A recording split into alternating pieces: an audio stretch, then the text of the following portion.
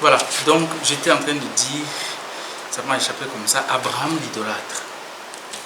Et je dis que c'est bel et bien le même Abraham, le nôtre, notre Père dans la foi.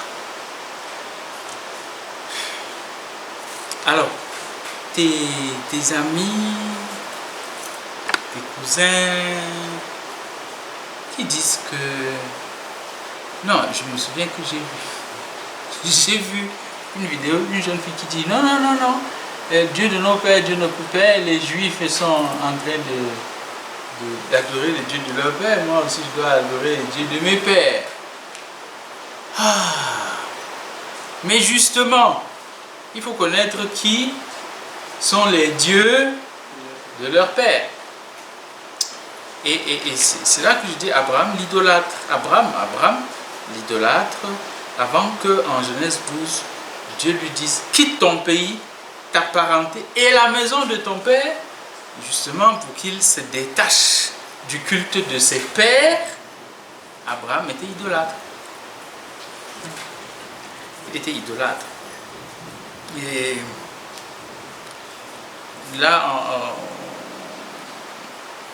au livre de Josué, là, chapitre 6, verset 2, tu vois que Josué dit au peuple, ça c'est à l'assemblée de Sichem, il leur dit, bon, vos pères, au-delà de l'Euphrate, au-delà du fleuve Euphrate, vos pères adoraient d'autres dieux. Peut-être ce sont ces dieux-là que vous voulez adorer. Ou alors vous voulez adorer les dieux des Amorites parmi lesquels vous êtes passés. Mais moi et ma maison, nous allons adorer le Seigneur. Alors, c'est la stricte vérité que jusqu'à Terah, père d'Abraham, les Juifs, enfin, les ancêtres d'Abraham, adoraient des idoles. Quand tu vois en Genèse chapitre 32, la belle Rachel cachait les idoles de son père, non? Voilà, qu'elle avait volé en partant, ils sont partis un peu en catastrophe, elle a dit, hey, je pars comme ça. Elle a volé les idoles de son père, qui finalement s'est mis à les poursuivre. Et quand il arrive, il les rattrape, il dit à Jacob, pourquoi tu as pris mes filles, mes enfants, et tu pars comme ça, je n'ai même pas eu le temps de leur dire au revoir. Bon, ok, ça je passe, mais pourquoi tu as pris mes dieux? Ça. Alors, Jacob lui dit non, rien du tout. Celui chez qui fouille partout, celui chez qui tu trouves ça, que la personne soit mise à mort. Donc, quand tu comprends que c'est pour la belle Rachel que Jacob a travaillé 14 ans, tu comprends qu'il ne pouvait pas s'imaginer que sa Rachel ait volé les dieux de son père, ses idoles. Et Rachel a volé ça, s'est assise plus ou moins dessus, et dit à son père, ne me dis pas que je te manque de respect, je ne me lève pas devant toi parce que j'ai ce que les femmes ont. Alors il a fouillé partout, sauf là où il fallait. Et finalement, il ne trouve rien. Eh bien, Rachel a volé chez son père Laban les dieux, les idoles. Or, nous savons bien que Laban est l'oncle de Jacob. Parce que sa mère est la sœur de Laban. Voilà. Or, Laban et sa sœur sont les fils de Bethuel, lequel Bethuel est le fils de Nahor, qui est le frère d'Abraham. Tu te souviens bien que Abraham a fait jurer à son serviteur, ne prends pas pour moi, pour mon fils, une femme parmi les gens d'ici là. J'ai ça en abomination. Rentre dans ma famille. Donc là, au-delà de l'Euphrate, va dans ma famille là-bas, va. Et là-bas, il est allé chercher, le serviteur est allé chercher une femme pour Isaac. Et il est entré donc dans la famille, après avoir rencontré la belle Rebecca au puits. Il a demandé, d'ailleurs il avait demandé un signe à Dieu. Seigneur, Dieu d'Abraham, mon maître, celle à qui je demanderai de l'eau et qui dira, je vais te donner de l'eau et abreuver tes chameaux, que ce soit elle. Et c'est ce qui s'est passé. Quand il arrive là-bas, on accepte de lui donner la main de la fille, il rentre avec elle. Bon. Rachel est donc fille de Laban, qui est fils de Bethuel, qui est fils de Nahor, et Nahor et Abraham sont fils de Téra. Donc, quand Abraham a quitté la maison de son père, il a quitté ces dieux-là. Nahor, son frère, dont leur troisième frère Haran était mortel. Donc, c'est pourquoi son fils Lot, finalement, Abraham part avec lui. Non, Nahor et son père Téra sont restés, son frère Nahor et son père Téra sont restés avec leur Dieu. Ils ont continué d'adorer ces dieux. Et quand Laban, quand Jacob vient chez Laban, finit par demander la main de Rachel, Rachel est bien la fille de son père, qui a cette religion idolâtrique. Et c'est sa religion depuis son enfance.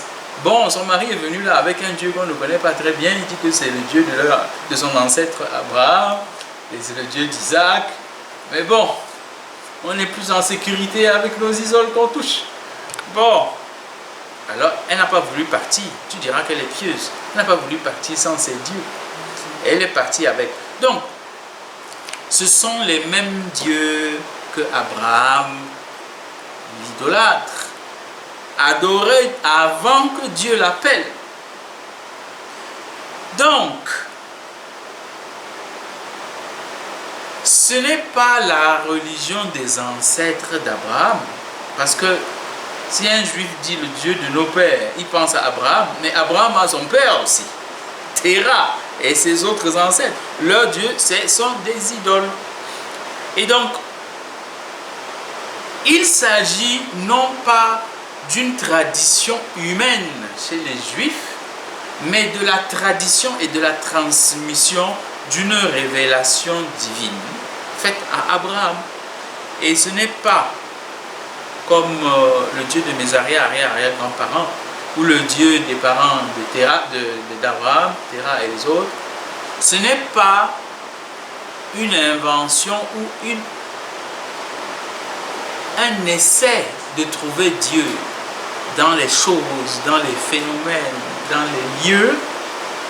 C'est Dieu qui s'est révélé. Et donc, de dire que la chrétienté c'est la religion des Blancs, bon, c'est d'abord absolument faux de dire que les Français ou les Anglais nous ont apporté l'évangile, puisque le premier baptisé africain est baptisé longtemps avant le premier baptisé français ou anglais.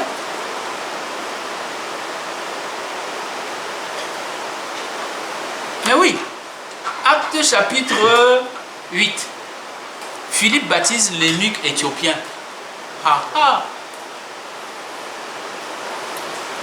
Juste après la Pentecôte, c'est-à-dire que longtemps avant que les Gaulois ne connaissent Jésus-Christ. Avant qu'on envoie Saint-Rémy d'Italie pour être évêque à Paris, l'évangile, il y avait même déjà des martyrs en Afrique du Nord. Et puis, c'est peu même que Rémy ait prêché en prenant l'exemple de ces martyrs-là, dont ses parents lui ont parlé. Et donc, la première phase d'évangélisation de l'Afrique se fait à la première heure du christianisme. Vraiment la première heure. Et ce n'est que la deuxième phase qui vient au XVe siècle, et puis la troisième phase qui vient dans les XVIIIe, XIXe siècle, et que nous avons ici en Afrique centrale. Mais l'Afrique a été évangélisée longtemps avant, au tout début. Première chose. Deuxièmement, Christ n'est pas le Dieu des Français ou des Anglais, n'est pas non plus le Dieu des Juifs, parce que vous savez ce que les Juifs ont fait de lui. Il n'y a qu'à regarder la croix. Voilà. Non, c'est la religion qui vient du ciel. Et donc, il est bon de regarder dans nos religions ancestrales les choses qui nous préparent à l'amour, à la vérité, à la vertu, à l'adoration du Dieu unique. Ce sont telles que l'on prend et que l'on purifie parce qu'il faut avancer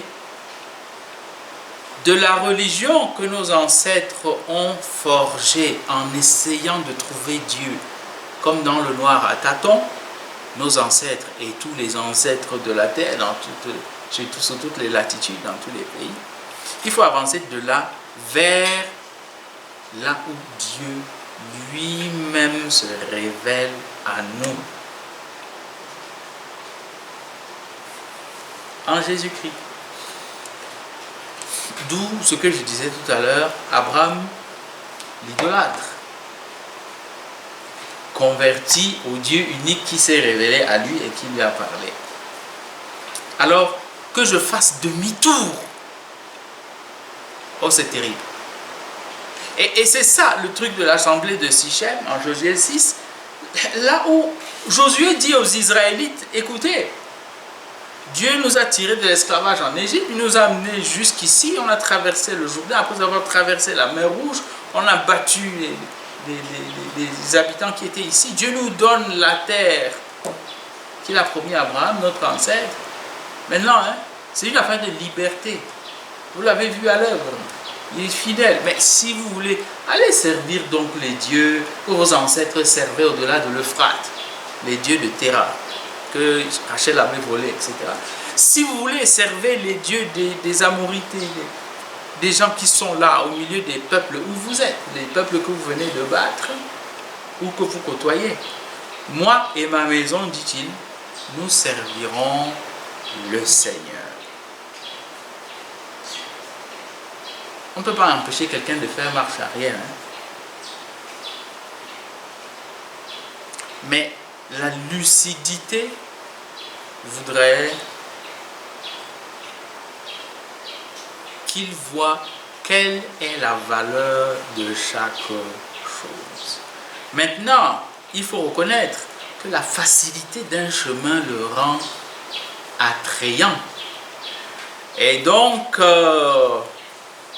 bon, là où les exigences morales sont moins dures, je suis peut-être plus attiré. Et là où je peux avoir le droit de me venger, oui, je suis peut-être plus attiré. Mais est-ce là la vérité? Est-ce là le salut? Voilà. Pour mon propre intérêt, je gagnerais à évaluer avec honnêteté. Parce que si je ne le fais pas, je me floue, je suis en train de me flouer moi-même. Et dans une affaire qui est capitale, la vie éternelle de mon âme.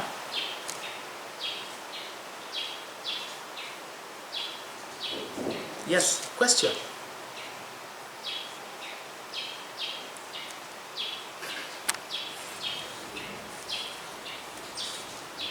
Bon, tu as compris mon Abraham l'idolâtre. Oui. Je pense qu'il faut que beaucoup plus, que les gens sachent.